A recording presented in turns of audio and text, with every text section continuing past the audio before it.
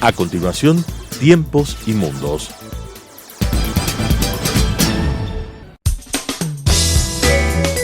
Clasificación A. Apto para todo público.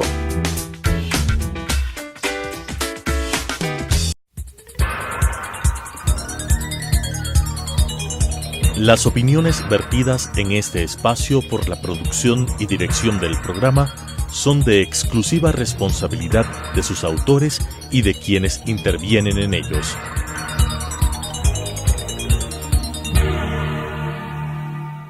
Telesucesos Canal 29 UHF presenta Tiempos y Mundos, un análisis de los acontecimientos y las tendencias que en nuestro común planeta se producen día a día, con la conducción de Alan Cathay. Tiempos y Mundos. Tiempos y Mundos aprovecha para desear a su audiencia un muy feliz año 2020 y que todo sea éxitos para el país y para todas las personas que se dan el tiempo de mirar este programa.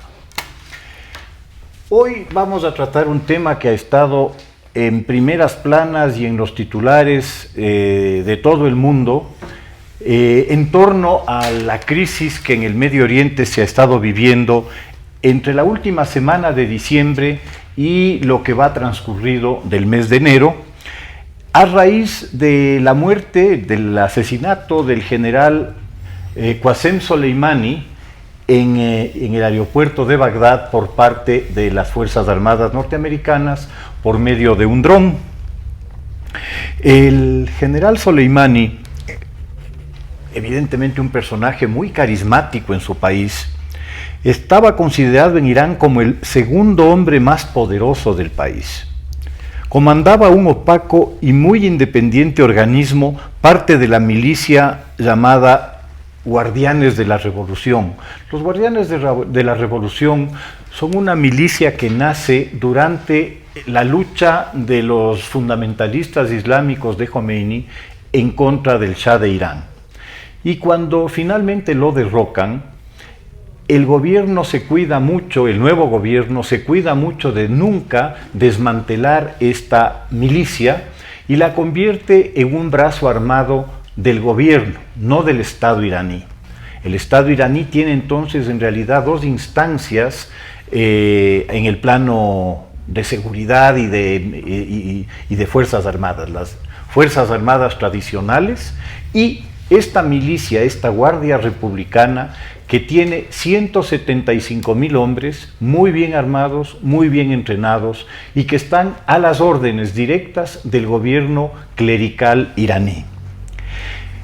El general Soleimani es el hombre encargado de proyectar la política iraní más allá de sus fronteras, por los medios que se estimen necesarios y que no necesariamente serán muy santos que se diga. Y es un general en este plano muy exitoso. Logra proyectar el poder iraní hasta constituir hoy día un eje que se extiende desde Teherán en el extremo oriental del Medio Oriente hasta el Líbano en el extremo occidental y ya sobre el Mediterráneo. Esta influencia de Soleimani se proyecta a través de la creación de milicias armadas y entrenadas y equipadas por el régimen iraní a un costo muy elevado en un país que está atravesando muy graves problemas económicos, como que las semanas anteriores a la muerte de Soleimani se habían producido revueltas muy intensas en más de 100 ciudades iraníes, en las cuales se produce la muerte de entre 300 y 1.500 personas por acción esencialmente de esta guardia revolucionaria.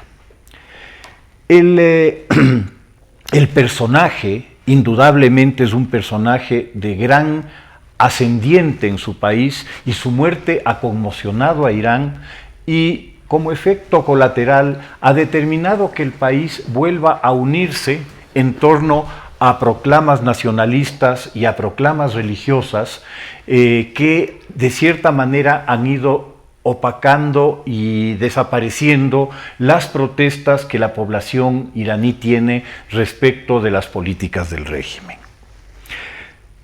Estas acciones de Irán fuera de su país no se han limitado al Oriente Medio. El Oriente Medio ciertamente ha sido su escenario principal, pero no el único.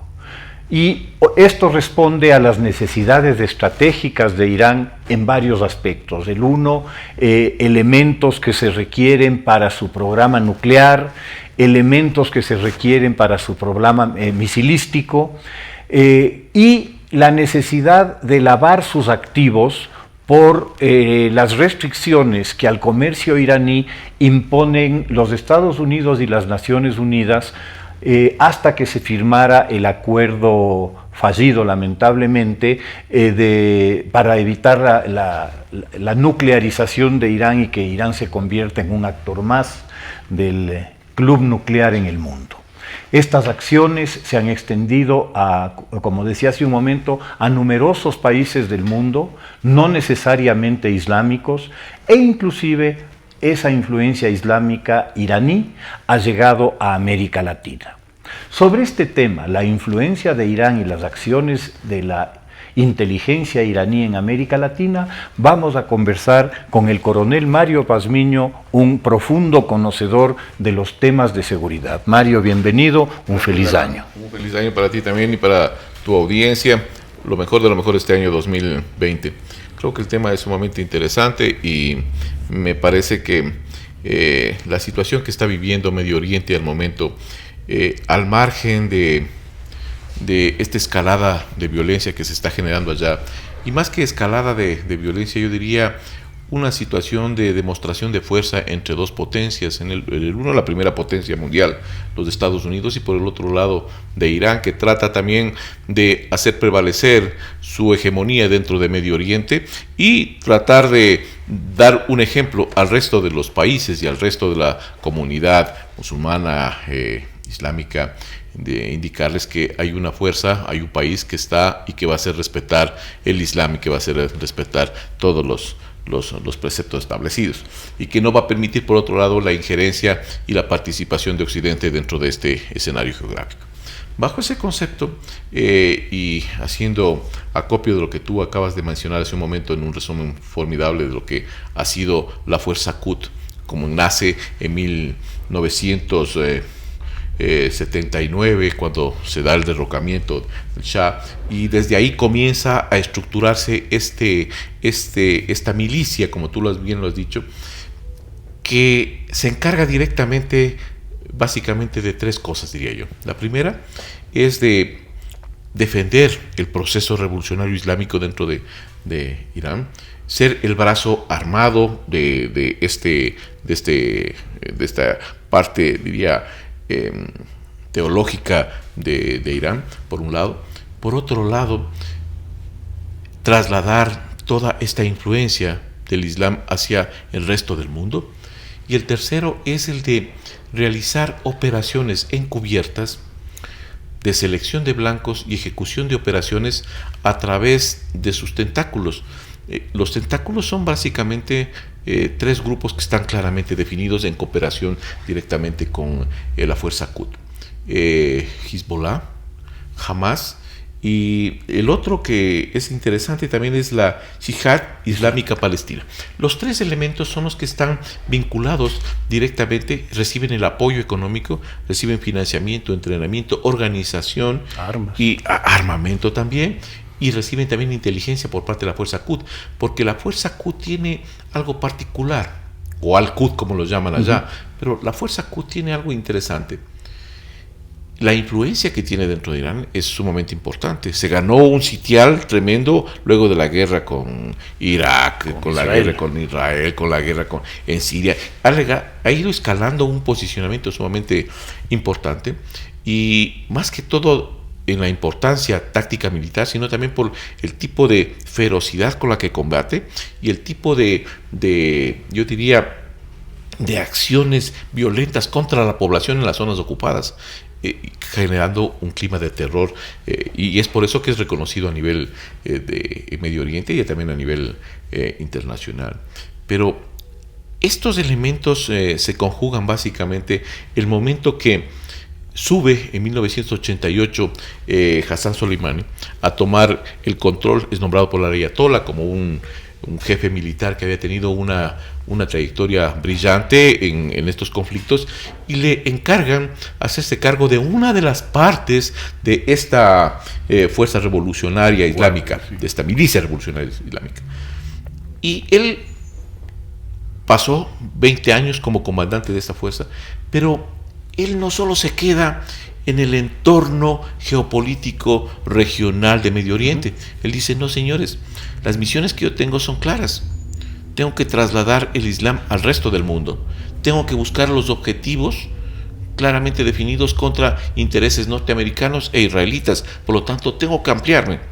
Y comienza a realizar operaciones en Europa, en África, y regresa a ver también hacia América Latina, porque América Latina tenía algo especial. Había comenzado ya a desarrollarse un núcleo, yo diría un embrión revolucionario en la Triple Frontera. Ese embrión revolucionario que comienza más o menos a partir del año 74, una migración bastante interesante, y luego se va consolidando en el año 84, allí este tipo de fenómeno social les permite a ellos ver la posibilidad de trasladar parte de la estructura de grupos afines a la Fuerza Quds, trasladar hacia América Latina para comenzar no inicialmente a realizar operaciones terroristas, sino más bien con la visión de conseguir en América Latina el control de ciertos elementos de crimen organizado. ¿A qué me refiero? Tomar contacto con todo lo que sea narcotráfico y tratar de controlar esa situación. Todo lo que sea tráfico de oro y diamantes, también que iba a ser controlado desde esa zona. Tráfico de armamento, tráfico de personas y todo lo que sea corrupción hacia los países que lo estaban vinculando dentro de la Triple Frontera. Mario, un poco para aclarar el tema. La Triple Frontera, estamos hablando de la frontera entre Paraguay, Brasil y Argentina, ¿no? Que es una especie de tierra de nadie. Exacto. Cada uno tiene sus intereses ahí, pero nadie quiere meter la mano allá. Y ahí vemos que Hezbollah realiza prácticamente ya no solo una penetración en el área comercial, el área de control, sino se va un poco más allá hacia Paraguay y ya comienza a influir dentro del gobierno paraguayo. Y recuerda tú que ahí gran parte de la estructura del gobierno paraguayo comenzó a trabajar directa o indirectamente con Hezbollah. Exactamente esto luego lo trasladan hacia Venezuela y inicialmente primero Cuba, porque tienen enlace con Cuba para crear una base en Cuba que le permita ser una base de adoctrinamiento y de capacitación de elementos de Hezbollah. Pero estaba encubierto otra cosa. Desde Cuba era muy sencillo tratar de dar un salto más y llegar hacia donde estaba el enemigo de Occidente. Estaba los Estados Unidos y era muy sencillo comenzar a filtrar gente hacia allá y penetrar eso.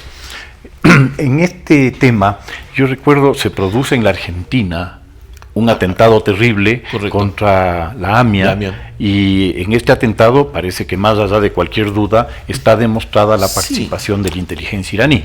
Ahí, permíteme, yo tengo acá el dato exacto, el 18 de julio de 1994 se ejecuta el ataque al centro cultural israelita y también posteriormente a la embajada de Israel, pero ahí participa una persona que es sumamente interesante, se llama Ibrahim Hussein, que era miembro activo de Hezbollah y que fue identificado plenamente como parte de los autores que perpetró este atentado contra Hezbollah. O sea, América Latina no ha sido un escenario, yo diría, desconocido, aislado. No. Más bien era un escenario que estaba en proceso de desarrollo y que continúa en proceso de desarrollo.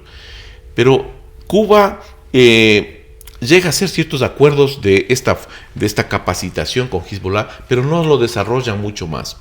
¿Quién lo desarrolla verdaderamente? Porque cuando Hassan Soleimani determina que hay un factor interesante en América Latina, y era que se estaba desarrollando una ideología que enlazaba y se vinculaba con ciertos objetivos del islamismo radical. ¿Te refieres al socialismo del siglo XXI? Correcto.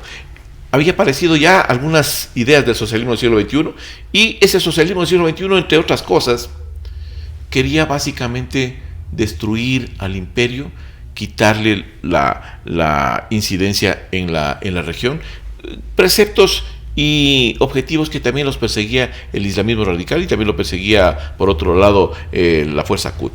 Ahí comienzan a hacerse algunos enlaces, y esos enlaces dan frutos, como cuáles. Por ejemplo,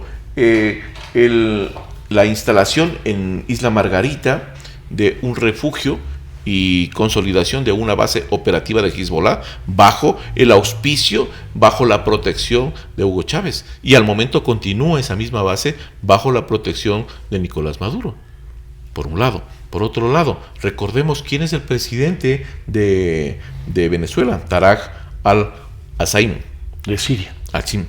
Él, por ejemplo, tiene sus vinculaciones también directamente a través del narcotráfico, del cartel de los soles, con Hezbollah, porque Hezbollah tiene contacto con todos los carteles que están en Latinoamérica, porque es una forma de financiamiento de las operaciones de terrorismo internacional. Justamente parecería que buena parte de la heroína que viene de Afganistán pasa vía Irán a Europa, y esa es una de las rutas más importantes del narcotráfico, controlada directamente, en este caso, por Irán. Sí, pero ahí también hay otra cosa interesante. Es verdad la ruta esa, pero ahí interviene otro actor, y es la mafia albanesa. La mafia albanesa comienza también a controlar todo este flujo de droga, y la mafia albanesa dejó de ser tercerizado de los otros carteles internacionales y de las otras mafias, la mafia italiana, la mafia rusa, y se independiza y llega a Latinoamérica, y al momento, actualmente, está desplazando al cartel de Sinaloa, al cartel de los Zetas, al cartel Jalisco Nueva Generación, al cartel del Golfo, que tienen su área de operaciones en la parte occidental y norte del continente, me refiero a Colombia, Venezuela, Ecuador. Comienzan a desplazarlos y comienzan a hacer negociaciones directas con los carteles de estos países. Me refiero a las FARC, me refiero al cartel de los soles, y compran a mejores precios, en mayores cantidades, y se encargan de todo. Han comenzado a desplazar a esta estructura, haciendo un paréntesis de lo que estábamos hablando. Pero el tema aquí es que ellos, desde la triple frontera, Hezbollah no es que se queda solo ahí, sino que amplían un poco más el horizonte hacia otros acuerdos. Por ejemplo, tienen acuerdos con las FARC en Colombia, tienen acuerdos con el Ejército de Liberación Nacional, tienen acuerdos con el cartel de los Zetas, tienen acuerdos con el cartel de Sinaloa. O sea, en definitiva, se va desarrollando una telaraña de crimen organizado que tiene su sede en Latinoamérica y que está encubierta o encubre también, por otro lado, las operaciones que tiene la Fuerza Quds en Latinoamérica. Sí resulta interesante esta reflexión que hacías tú sobre las afinidades que se evidencian entre los intereses islámicos, los intereses chiitas islámicos iraníes, y los intereses de los llamados socialismos del siglo XXI, ¿no? Y sí vale la pena analizar que todos los estados establecen una serie de vínculos bastante estrechos y bastante cercanos con un país con el que antes no habían tenido prácticamente ninguna relación, y que de hecho las relaciones comerciales de las que podemos hacer mención entre digamos Latinoamérica e Irán son realmente poco significativas. Es decir, había otro interés, no era el interés comercial, el interés de mercados, sino que había otro interés y había otras motivaciones, es evidente. Sí, habían dos, básicamente, perdón que te interrumpa, habían dos cosas que eran sumamente interesantes. ¿Qué es lo que planteó Hassan Soleimani? Dijo muy bien, vamos a entrar en dos grandes ejes. El primer eje es el eje gubernamental. Tenemos que hacer acercamientos y brindar cierto tipo de cooperación que nos permita afincarnos en ese país. Y por otro lado, entrar hacia el área social, específicamente hacia las comunidades indígenas. y tenemos reportes clarísimos. Por ejemplo, hay reportes de la revista Globo de Brasil sobre la injerencia del Islam en la frontera colombio-venezolana, donde ya hay comunidades indígenas ya vinculadas directamente al Islam. Islamizadas, ya les ves a los indígenas con las burkas en la cabeza, los niños también, y haciendo los gestos que son parte de Hezbollah. Entonces, no solo tienes ahí, tienes también en Brasil, tienes en Argentina. En Perú no se pudo desarrollar el tema por la situación muy radical de los indígenas, pero acá en Ecuador también. En Ecuador una vez que se instaló la embajada de Irán en el Ecuador, comenzaron a hacerse algunos avances hacia la provincia de Zamora Chinchipe y tratar de contactar con organizaciones indígenas, y estaban en ese proceso de desarrollo hace algún tiempo atrás. Pero, ¿a qué me voy yo al punto? Es que estos dos elementos, el uno, la parte gubernamental, en donde le daban o firmaban ciertos acuerdos con los países con el propósito de asentar las relaciones y estrechar las relaciones. Es por eso que viene el presidente de Irán por varias ocasiones a América Latina. Ahmadinejad. Viene a Venezuela, viene acá al Ecuador, y aquí en el Ecuador se firman 32 acuerdos comerciales, acuerdos de diferentes tipos. La mayoría de eso es lo que es extraño. La mayoría de esos continúan con la calificación de reservados y secretos. Digo, ¿por qué un acuerdo no tiene que ser reservado ni secreto? Y hay un reportaje que yo les recomiendo a tu audiencia, que es muy interesada en este tema. Hay un reportaje de Saudi Aleboyer, una investigación sobre esto. Es sumamente importante. Recoger toda esta situación. Es un análisis de los acuerdos entre Ecuador e Irán y el por qué luego el Ecuador propone la creación de la embajada, o le da la apertura para que se cree la embajada acá. Hay algunos elementos que son interesantes, pero a lo que quiero llegar yo y quiero plantear es que nuevamente América Latina, Ecuador, Colombia, todos los países de acá nunca fueron un área completamente alejada del sentir y de la posición de penetración de la fuerza Quds y de las organizaciones terroristas internacionales. ¿Por qué? Porque América Latina es considerado, algunos países de América Latina son considerados como países de cambio de identidad. Y eso es sumamente interesante, porque decimos nosotros, ¿qué interés tienen estos señores en venir acá? El interés de ellos es cambiar la identidad de esas personas y pasar posteriormente a realizar operaciones desde ese país ya con otra identidad. Consiguieron nuevos pasaportes, consiguieron nuevas cédulas, tarjetas de lo que sea.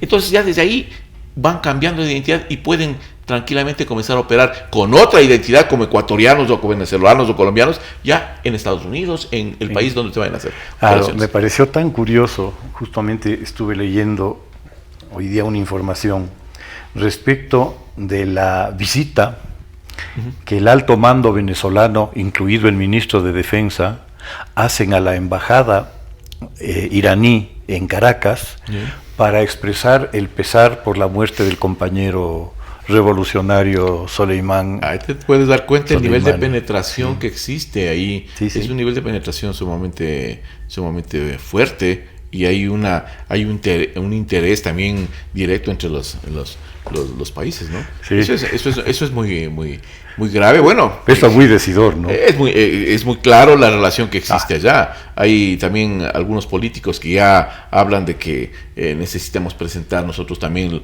los respectivos saludos y pésames.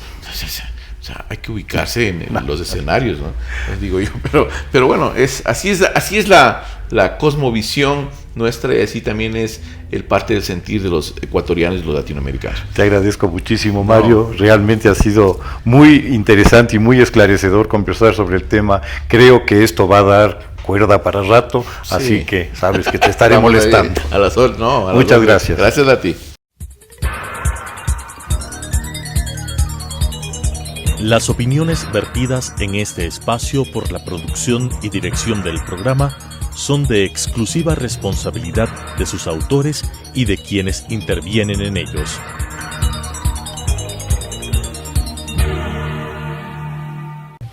Telesucesos Canal 29 UHF presentó Tiempos y Mundos, un análisis de los acontecimientos y las tendencias que en nuestro común planeta se producen día a día, con la conducción de Alan Cathay. Tiempos y Mundos.